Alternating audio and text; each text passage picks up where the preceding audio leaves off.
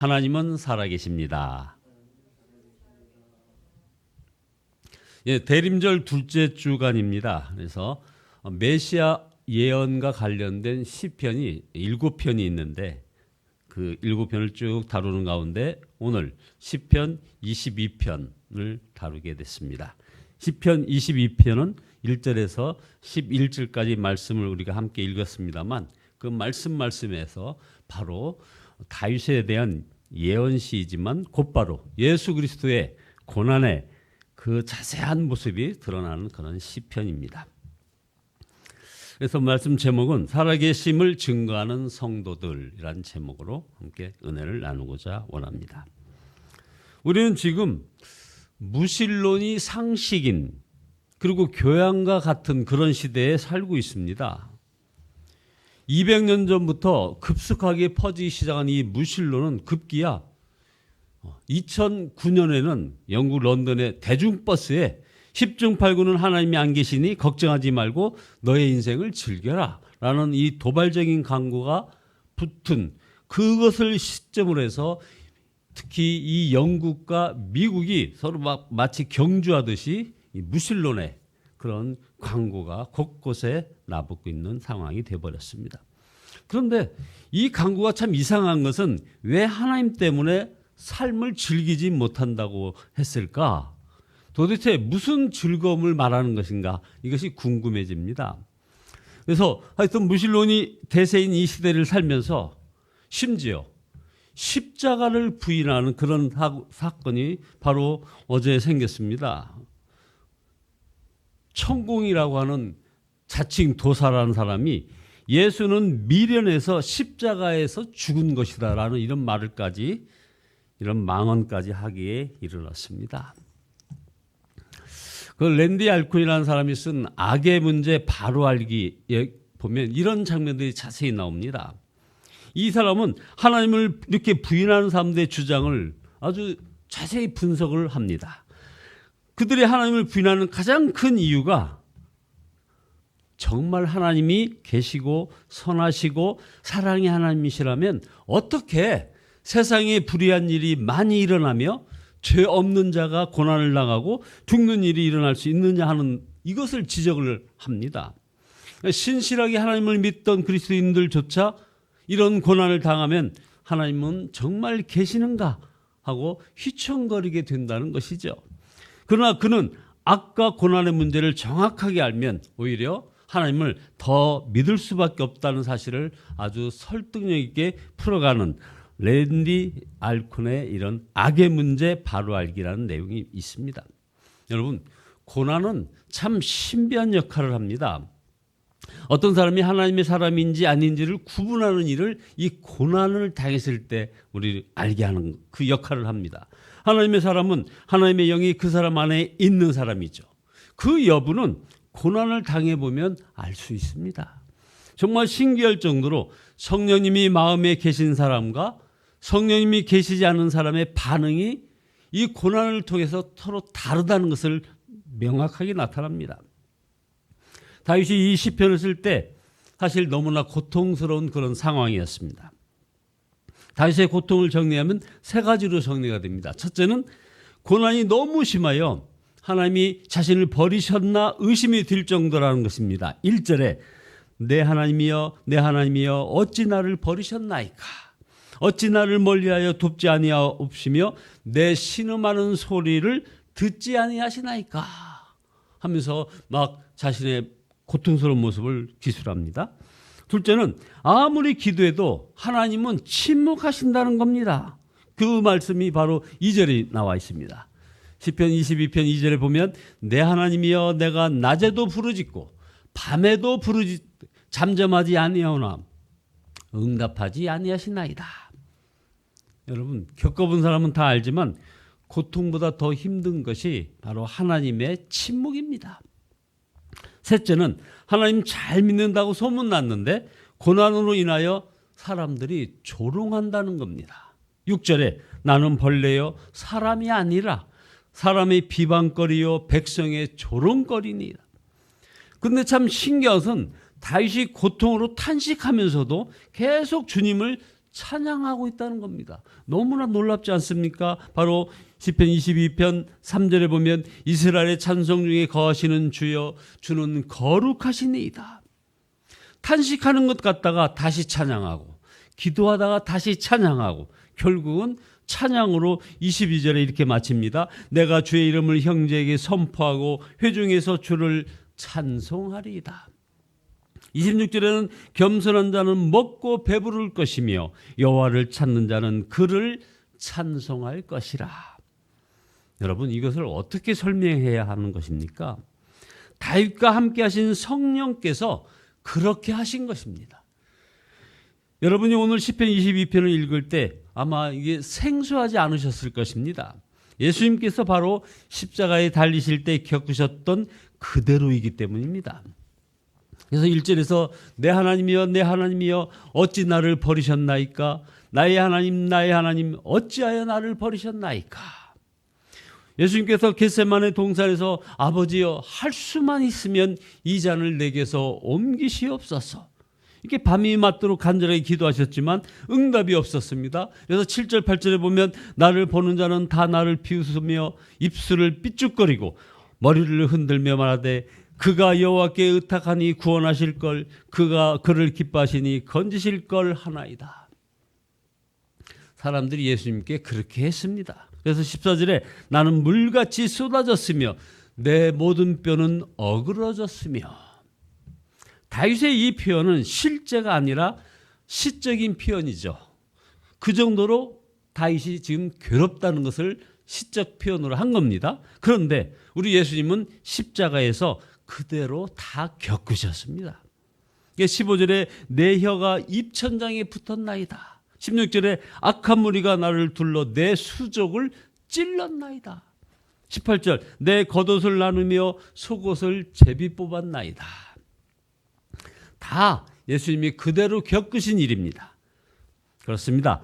다윗의 고통은 예수님의 십자가 사건에 대한 그런 예언적 사건이었던 것입니다. 하나님이 다윗이 고난당하는 것을 잊으신 것도 멀리 계신 것이 아니고 바로 하나님의 뜻을 이루시기 위해서 허락하신 것입니다.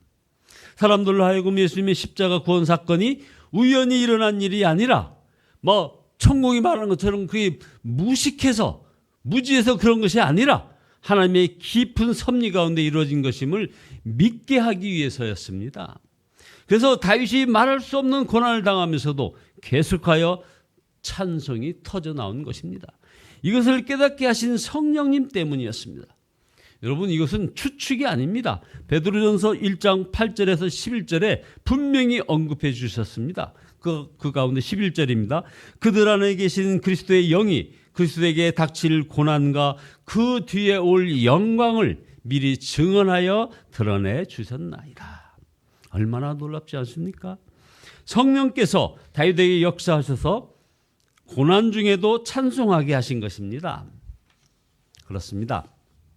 성령님 때문에 하나님의 자녀는 이해할 수 없는 고난을 겪으면서도 오히려 하나님을 찬양하고 감사하게 되는 것입니다. 앞서 언급한 바트어만과 같은 그런 무신론자들은 이유 없는 고난을 당하면 사람들은 다 하나님을 버리고 떠날 것이라고 주장합니다. 그런 이들도 물론 있습니다. 그러나 고난 중에 오히려 하나님을 믿고 또 믿는 정도가 아니라 감사하고 사랑하는 이들이 너무나 많습니다.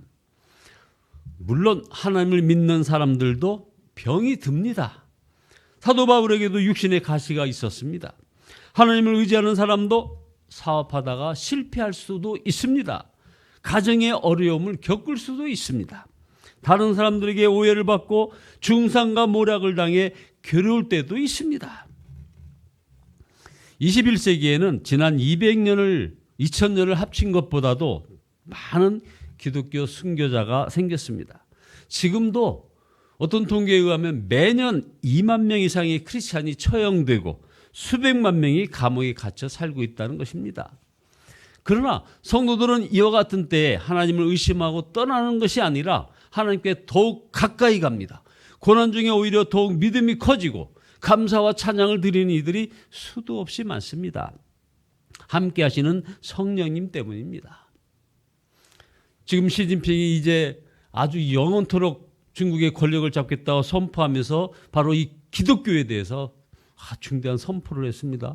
그런데 그건 이미 1977년에 중국 공산당이 공식으로 이 대담한 선언을 한 거의 연장선입니다.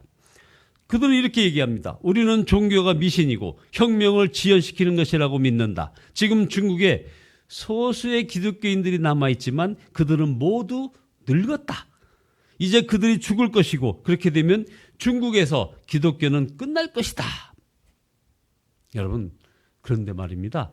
바로 지금 이 순간에도 중국의 기독교인은 매일 2만 5천 명씩 늘어나고 있다는 것입니다. 얼마나 놀라운 일입니까? 성령님은 우리가 고난 중에 힘들어할 때 더욱 하나님께 나아가게 합니다.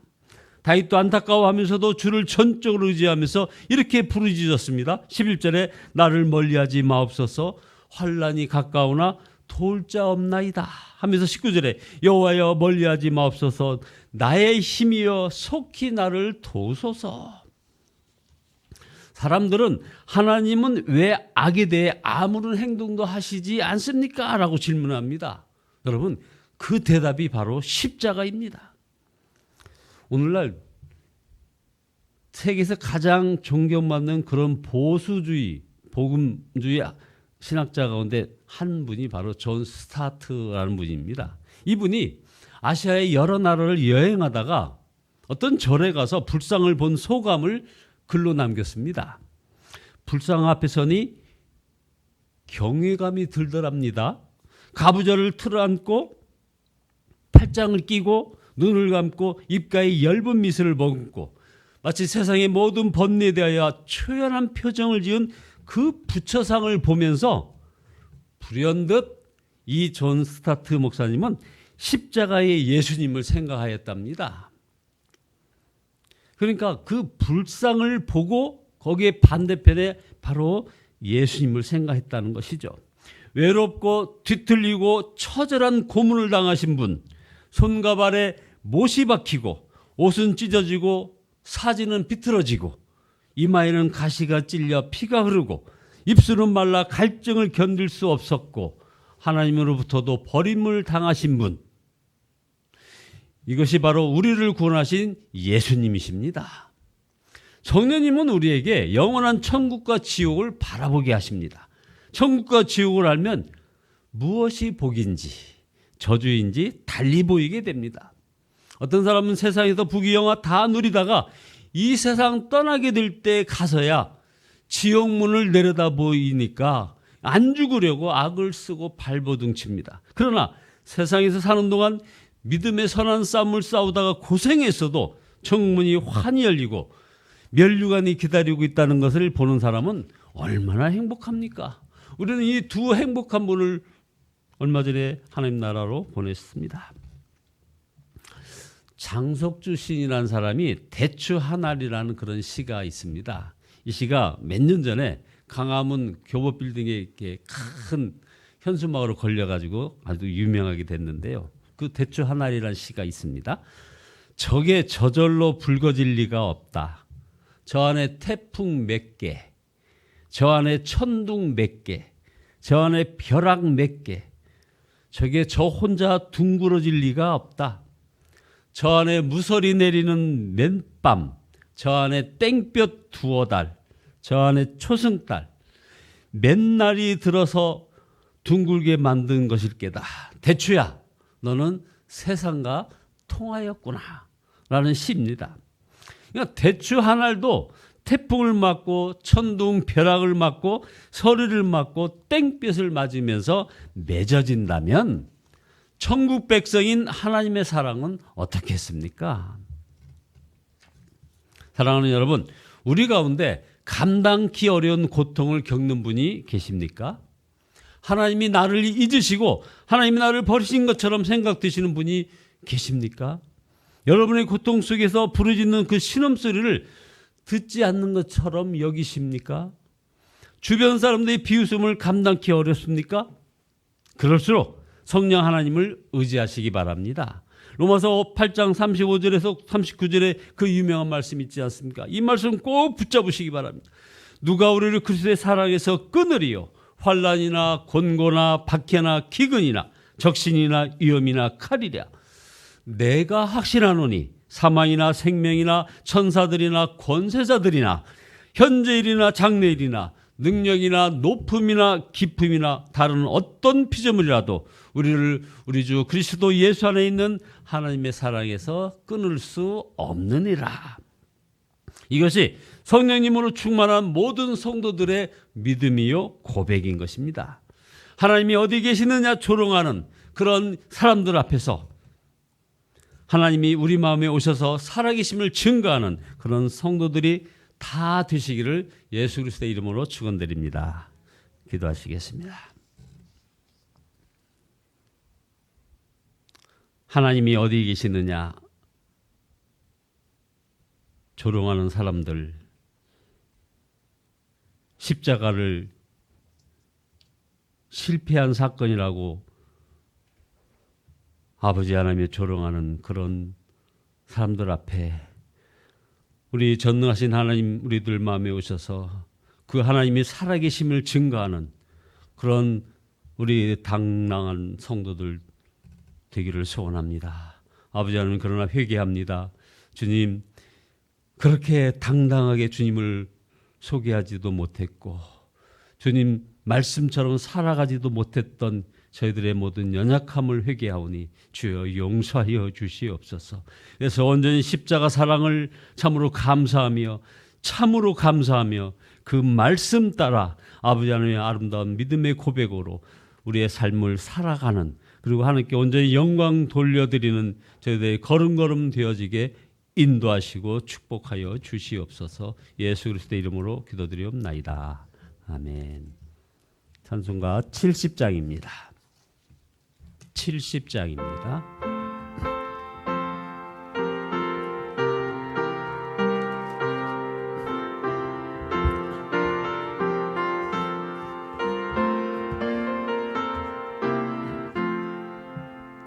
비난처 있으니 환난을 당한 자이리오라.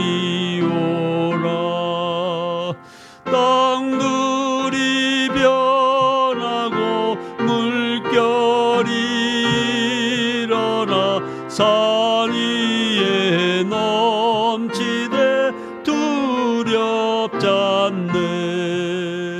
이방이 떠들고 나라들 모여서 진동하나. 우리 주 목소리 한 번만 바라면 천하의 모든 것 망하겠네. 만유주 하나님 우리를 놓으니 피난처요. 세상의 난리를 그치게 하시니 세상의 창검이 쓸데없네. 높으신 하나님 우리를 구하니 할렐루야. 괴로움이 심하고 환난이 극하나 피난처 되시는 주 하나님. 주여, 삼창하시고 통성으로 기도하시다가 돌아가시겠습니다.